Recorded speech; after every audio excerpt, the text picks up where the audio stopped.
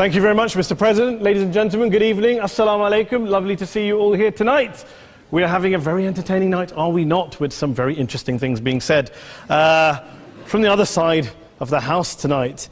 Let me begin by saying, as a Muslim, as a representative of Islam, I would consider myself an ambassador for Islam, a believer in Islam, a follower of Islam and its Prophet. So, in that capacity, let me begin by apologizing to Anne-Marie for the Bali bombings. I apologize for the role of my religion and me and my people, for the killing of Theo van Gogh, for 7/7. Yes, that was all of us. That was Islam, that was Muslims, that was the Quran. I mean, astonishing claims to make in the very first speech tonight, on a day like today, where the Conservative Prime Minister of the United Kingdom is having to come out and point out that these kind of views are anathema. And I believe you're trying to stand for the Labour Party to become an MP in Brighton. If you do, and you make these comments, I'm guessing you'll have the whip withdrawn from you, but then again, UKIP's on the rise, they'll take you, the BNP, they might have something to say about your views. This is what Mehdi Hassan always does. By the way, just on a factual point, since we heard a lot about the second speaker, about how backward we Muslims all are, on a factual point, you said that Islam was born in Saudi Arabia. Islam was born in 610 AD. Saudi Arabia was born in 1932 AD. So you were only 1,322 years off. Not bad? Not bad start there. Talking of maths, by the way, a man named Al-Khawarizmi was one of the greatest mathematicians of all time, a Muslim, worked in the golden age of Islam.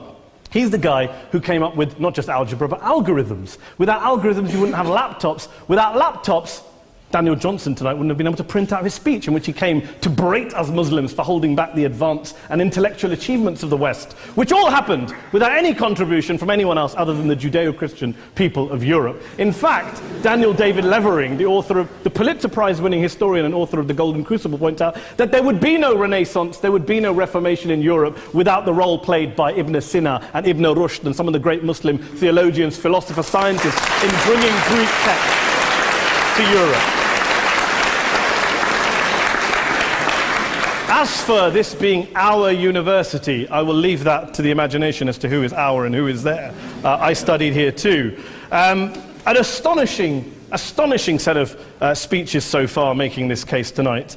A mixture of just cherry-picked quotes, facts and figures, self-serving, selective, a farrago of distortions, misrepresentations, misinterpretations, misquotations. Daniel talked about my article in the New Statesman, which got me a lot of flack, where I talked about the anti-Semitism that is prevalent in some parts of the Muslim community, which indeed it is.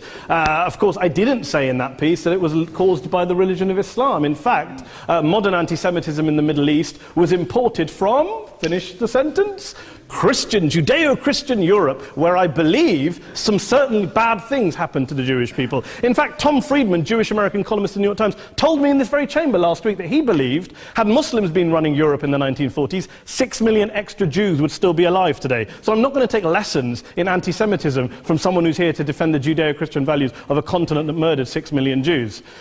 Moving swiftly on. Yes. Absolutely. Well, I'm about to make that point. No, I'm about to make that point. You're right. I agree with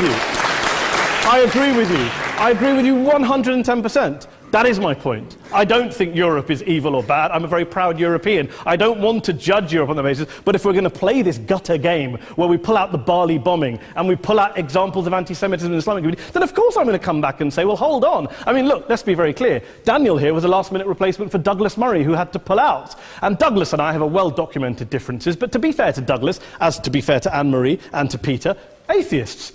Atheists see all religions as evil, violent, threatening. What the problem I have with Daniel's speech is that Daniel comes here to run this robust defense of Christianity, forgetting that his fellow Christians, people who said they were acting in the name of Jesus, gave us the Crusades, the Spanish Inquisition, the anti-Jewish pogroms, European colonialism in Africa and Asia, the Lord's Resistance Army in Uganda, not to mention countless arson and bomb attacks on abortion clinics in the United States of America to this very day. I would like a little bit of humility from Daniel first before he begins lecturing other communities and other faiths on violence, terror and intolerance. But, no thank you. Some water. But I would say this, to address the gentleman's very valid point here, I'm not going to play that game. I don't actually believe that Christianity is a religion of violence and hate because of what the LRA does in Uganda or what Crusaders did to Jews and Muslims in Jerusalem when they took back the city in the 12th or 13th or whatever century it was. I believe that Christianity, like Islam, like pretty much every mainstream religion, is based on love and compassion and faith. I do follow a religion in which 113 out of the 114 chapters of the Quran begins by introducing the God of Islam as a God of mercy and compassion. I would not have it any other way. I don't follow a religion which introduces my God to me as a God of war, as some kind of Greek God of wrath, as a God of hate and injustice. Not at all. As Adam pointed out, you go through the Quran and you see the mercy and the love and the justice. And yes, you have verses that refer to warfare and violence. Of course it does. This is not a motion about pacifism. I'm not here to argue that Islam is a pacifistic faith. It is not. Islam allows military action, violence in certain limited contexts. And yes, a minority of Muslims do take it out of that context. But is it religious? We talked about Woolwich. Daniel and Anne-Marie have suggested that it's definitely religion that's behind all of this. Well, actually, what I find so amusing tonight is we're having a debate about Islam. And the opposition tonight have come forward. We have a graduate in law, a graduate in modern history, a graduate in chemistry. And, you know, I admire all of their intellects and their abilities, but we don't have anyone who's actually an expert on Islam, a scholar of Islam, a historian of Islam, a speaker of Arabic, even a terrorism expert or a security expert or a pollster, let alone to talk about what Muslims believe or think. Instead, we have people coming here, putting forward these views, putting forward these sweeping opinions. Listen to Professor Robert Pape of the University of Chicago, one of America's leading terrorism experts, who, unlike our esteemed opposition tonight, studied every single case of suicide terrorism between 1980 and 2005, 315 cases in total. And he concluded, and I quote, "There is little connection between suicide terrorism and Islamic fundamentalism or any of the world's religions. Rather, what nearly all suicide terrorist attacks have in common is a specific secular and strategic goal to compel modern democracies to withdraw military forces from territory that the terrorists consider to be their homeland." And the irony is, when we talk about terrorism, the irony is that the opposition and the Muslim terrorists, the Al-Qaeda types, actually have one thing in common. Because they both believe that Islam is a warlike, violent religion. They both agree on that. They have everything in common. Osama bin Laden would be nodding along to everything he's heard tonight from the opposition side. He agrees with them. The problem is that mainstream Muslims don't. The majority of Muslims around the world don't. In fact, a gentleman here started quoting all sorts of polls. Gallup carried out the biggest poll of Muslims around the world, of 50,000 Muslims in 35 countries. 93% of Muslims rejected 9/11 and suicide attacks. And of the 7% who didn't, they all, when polled and focus grouped, cited political reasons for their support for violence, not religious reasons. And as for Islamic scholars and what they say, well, Daniel talks about our University of Oxford. We'll go down to Oxford's Centre for Islamic Studies, get hold of a man named Sheikh Afifi al-Akiti, who is a massively well-credentialed and well-respected Islamic scholar, who has studied across the world, who in the days after 7/7 published a fatwa denouncing terrorism in the name of Islam, calling for the protection of all non-combatants at all times, and describing suicide bombings as an innovation with no basis in Islamic law. Go and listen to Sheikh Tahir al-Qadri, one of Pakistan's most famous Islamic scholars, who published a 600-page fatwa condemning the killing of all innocents and all suicide bombings unconditionally without any ifs or buts. There's nothing new here. This is mainstream Islam, mainstream scholarship, which has said this for years. You don't go out and kill people willy-nilly in the high street or anywhere else on a bus or a mall based on verses of the Quran that you cherry-pick without any context, any understanding, any interpretation, or any commentary. Point of information. Please. Well, it doesn't happen, apparently.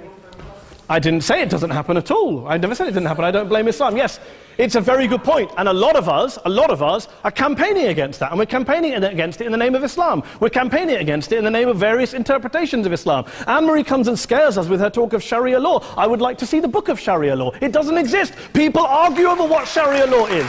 And you empower the extremists by saying there is only one version. You empower them all. I don't believe you took any interruptions, Anne-Marie, so I think you should stay there for a moment. Several countries. Here's what we're dealing with. Here's what we're dealing with. We are dealing, I took your point. Here we are dealing with a 1400-year-old global religion, followed by 1.6 billion people in every corner of the world, a quarter of humanity, of all backgrounds, cultures, ethnicities. And yet the opposition tonight wants to generalize, stereotype, smear in order to desperately win this debate. And here's my question, if we're going to generalize and smear. If, okay, people say yesterday's bombers, and we've got to be careful, there's a trial going on, were yesterday's attackers, motivated by Islam? Big debate. I don't believe they were. Let's say they were. Let's say Faisal Shahzad, the Times Square bomber, was motivated by Islam. Let's assume, for sake of argument, that Richard Reeves, the shoe bomber, was motivated by Islam. If Islam is responsible for these killings, if Islam is what is motivating these people, and Islam is therefore not a religion of peace, a religion of war, then ask yourself this question: why aren't the rest of us doing it? Why is it such a tiny minority of Muslims are interpreting their religion in the way that the opposition claim they are? Let's assume there are 16,000 suicide bombers in the world. There aren't. Let's assume there are for the sake of argument. That's 0.001% of the Muslim population globally. What about the other 99.99% of Muslims who the opposition tonight either ignore or smear? The reality is that the rest of us aren't blowing ourselves up tonight. The reality is that the opposition came here tonight not worried about the fact that me and Adam might pull open our jackets and blow ourselves up tonight because we're followers of a warlike warrior religion which wants to take over Europe and Daniel's university. The issue is this. The issue is this.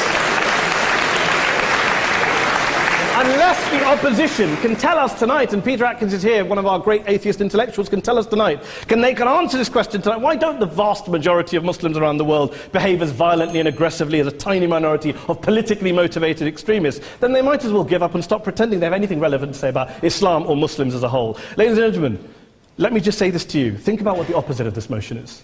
If you vote no tonight, think about what you're saying the opposite of this motion is. That Islam isn't a religion of peace, it's a religion of war, of violence, of terror, of aggression. That the people who follow Islam, me, my wife, my retired parents, my 6-year-old child, that 1.8 million of your fellow British residents and citizens, that 1.6 billion people across the world, your fellow human beings, are all followers, promoters, believers in a religion of violence. Do you really think that? Do you really believe that to be the case? They say that in the Oxford Union, the most famous debate was in 1933, when Adolf Hitler looked out for the result of the King and Country motion, where they voted against fighting for King and Country, and Hitler was listening out for the result. Well, tonight, 80 years on, there are two groups of people around the world who I would argue are waiting for the result of tonight's vote. There are the millions of peaceful, non-violent, law-abiding Muslims both in the UK, Europe, Asia, Africa and beyond, who see Islam as the source of their identity, as a source of spiritual fulfillment, of hope, of solace.